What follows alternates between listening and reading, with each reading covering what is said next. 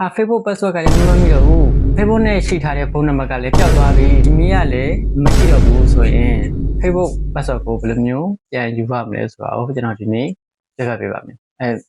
ယူရဲဆိုတာထက် Facebook password ကိုဖုန်းနံပါတ်တွေ Gmail တွေဘာမှမရှိတော့ဘူးဆိုရင်တော့ပြန်ရှင်းလို့ရတဲ့နည်းကိုပြပြပေးမှာပဲဖြစ်ပါတယ် Okay အဲ့တော့ video လေးမစခင်မှာကျွန်တော်ရဲ့ channel လေးကို YouTube channel လေးကို subscribe လုပ်သွားဖို့မမေ့ပါနဲ့ TikTok မှာကြည့်နေဆိုရင်လည်းTikTok ကောက်လေးကို follow လုပ်သွားဖို့မမေ့ပါနဲ့ Okay အဲ့တော့ video လေးစလိုက်အောင် Okay အဲ့ဒါကျွန်တော်ရဲ့ account နဲ့စမ်းပြီးတော့လုပ်ပြပါမယ်ဒီစုံဝင်နဲ့ကျွန်တော်တို့ဒီ setting and privacy ကိုသွားမယ် Okay ဒီချိန်တော့အဲ့မှာ setting ကိုတစ်ချက်သွားပါပေါ်ဆုံးက personal detail ကိုသွားမယ်အဲ့ပြင်တော့ပေါ်ဆုံးမှာ password and security ဆိုတာရှိပါတယ်အဲ့တော့ဒီကိုရှင်းနေတယ်အဲ့တော့ change password ဆိုတော့ချက်သွားမယ်အဲ့တော့ကျွန်တော်တို့က Facebook ကို password ရှင်းမယ်ဆိုတော့ Facebook ကိုချက်ပါ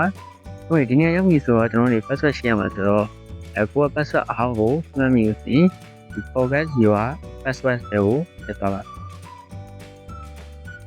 အဲ့မှာကျွန်တော်တို့ဒီအပေါ်ဆုံးမှာဒီ WhatsApp တွေကိုပို့ချခိုင်းတာကိုက WhatsApp ကောက်ပေါက်တာဆိုရင်အဲ့ဒါကိုချလို့မရဘူးနောက်တစ်ခုက email ကိုချခိုင်းတာကျွန်တော်တို့ရဲ့ email ကောက်ကလည်းမရှိတော့ဘူးဆိုတော့အဲ့မှာဆက်ပြီးချလို့မရဘူးအဆုံးမှာじゃဒီ password နဲ့ဒီအဲ့အပေါ်မှာဆက်ကုတ်ဒီ SMS ပေါ့ SMS ကိုချခိုင်းမှာပါဒီဖုန်းနံပါတ်ကိုချခိုင်းမှာပေါ့ဒါပေမဲ့ကျွန်တော်တို့ကဖုန်းနံပါတ်တွေလည်းမရှိတော့ဆိုတော့ဒီအလဲက Facebook notification တွေကို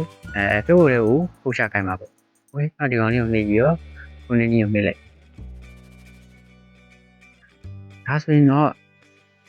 ဒီ search bar ကိုလိုက်ချလိုက်ဟိုဒီမှာကျွန်တော်ဒီ notification နဲ့မှာဒီလိုပုတ်လေးကြလာပဲအဲ့ပုတ်ကိုလိုက်ထည့်လိုက်တာညာကိုနဲ့30နဲ့တိုင်ဖုန်းလေးကိုဖြတ်ထားလိုက်ဒီမှာကျွန်တော်ဒီ password ကိုအသစ်ထားပါမယ်ဒီကြရင်တော့ next ကိုနေလိုက်ရင်